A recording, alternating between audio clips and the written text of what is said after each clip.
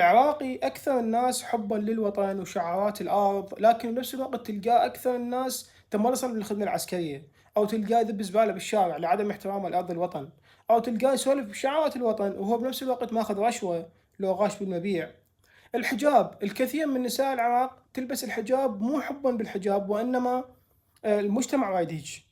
تلقاه بنفس الوقت هو دنيوي لكن طقوسي، ملحد لكن هو متزمت بالطائفية، تشوفه إنه ما يصلي ما يصوم، يكفر بالذات الإلهية، لكن بنفس الوقت مواضيع الطقوس الخاصة بطائفته تلقاه هو بالمقدمة.